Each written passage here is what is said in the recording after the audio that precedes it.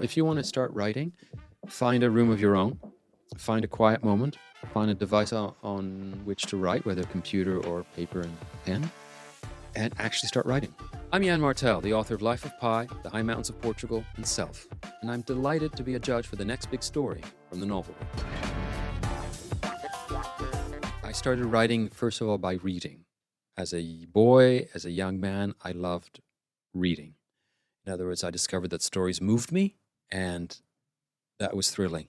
But that didn't lead me to being a writer. Just as you like eating doesn't mean you like cooking. So I became a writer because of a movie. I specifically became a writer because of a movie called 10 Days That Shook the World. It was called Reds, an American movie called Reds, by and with Warren Beatty, based on a book by John Barry, I think his name was. John Barry was a friend with Eugene O'Neill, famous American playwright. He was a friend of this character in the story 10 Days That Shook the World. So in the movie, he's played by young, charismatic Jack Nicholson, and there's a scene where Jack Nicholson / Eugene O'Neill is sitting at a table, and Diane Keaton comes in, and in the movie, she plays an actress in one of his plays, and Nicholson O'Neill is annoyed at her for not saying a line well, and he's sitting there working on a play. And as it happens, I had been reading Eugene O'Neill plays, and seeing that movie, seeing Jack Nicholson playing a playwright, I suddenly in my mind said, oh, writers are real people. They're not just these magical emanations that you see in bookstores and read. They're actually the work of real people. And I suddenly said, oh, well, maybe I can write a play. And so I went home that night. I must have been 18 or 19. And I wrote a play. And this is the key point. It was a dreadful play. Plays are dialogue, and the plot is moved forward entirely through dialogue. And some people have a knack for that, for writing dialogue that seems natural, but also conveys information to the viewer that moves the plot along. In a play, you cannot have prose that describes emotions or describes setting. It's all through dialogue. Well, I have no knack for that. So it was an absolutely dismal, hugely embarrassing effort. But I loved doing it. It was so fun playing with language. So I wrote a second, equally bad play. Then I thought, this is too hard. And then I switched to prose, and I wrote really bad short stories. But by dint of writing really bad short stories, they slowly got better. Like anything, practice does not necessarily make perfect, but it usually improves your skills.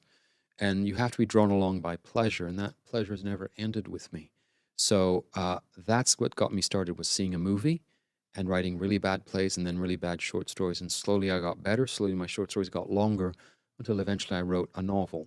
But that was a starting point for me, seeing a movie when I was 18, 19 years old. If you want to start writing, find a room of your own, find a quiet moment, find a device on which to write, whether computer or paper and pen, and actually start writing. You actually have to write. And don't worry about perfection. There is no perfection. Literally, there's not a single work of art out there that is perfect. Every one of them have flaws. Shakespeare has flaws. There's a story full of sound and fury signifying nothing is a terrible line, actually. It's not about perfection. It's about getting it down.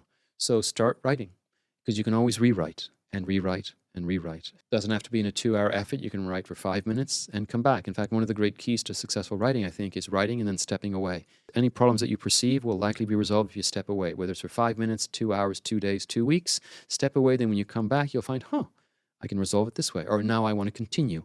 And you'll be surprised at how from a couple sentences, you get a couple paragraphs, you get a couple pages, you get 10, 15 pages. There, you got a short story. And then you'll want to do another one. And it'll be just as long or maybe shorter, but it'll be better. And you can always rework, as I said. You can always go back and rework a sentence.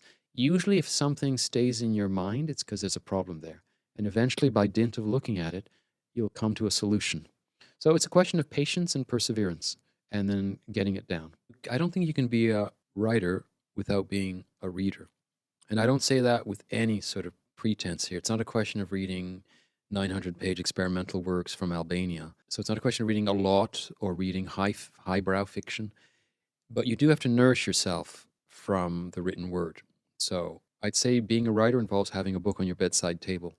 Even if it means you read 1 page a day, that means in 1 year you'll have read a 365-page novel. You do want to nourish yourself. And it doesn't mean highbrows. It could be that if you love writing murder mysteries, then read murder mysteries. If you love writing romances, you read romances. You do have to nourish yourself from the written word to sort of give you a sense of what has been done out there before, but it also gives you directions of how to not do what's out there. Because that's the other thing too. You don't want to read to conform, but you just want to read to see how other people create sentences, create stories. because that, in a sense, is like taking your music lesson so you can play your instrument well enough, and then you take it and go your own way. But you've got to start by reading what's out there, reading something to sort of see what thrilled you in someone else's work, so you can, in a sense, start thrilling yourself by taking on the language and vocabulary yourself. So one part of writing is reading. Not a lot necessarily, not widely, not deeply, but you still have to do that. In a sense, like every chef has to eat food, and presumably they take an interest in food because it might give them ideas, either negative or positive. They might, eat a dish and say, "I hate this. I'll never make this dish," or on the contrary, "I like this very much. How can I make it my own?" In a sense, with writing, with language, you want to do that too. You want to nourish yourself off the language and the stories of others. When I started writing Life of Pi, I had no idea it would become a big thing. I had no idea that it would be published in so many countries, would win me prizes, would be turned into a movie, would become a Broadway play that's still touring the world. I did not expect to be still receiving letters from readers so many years later.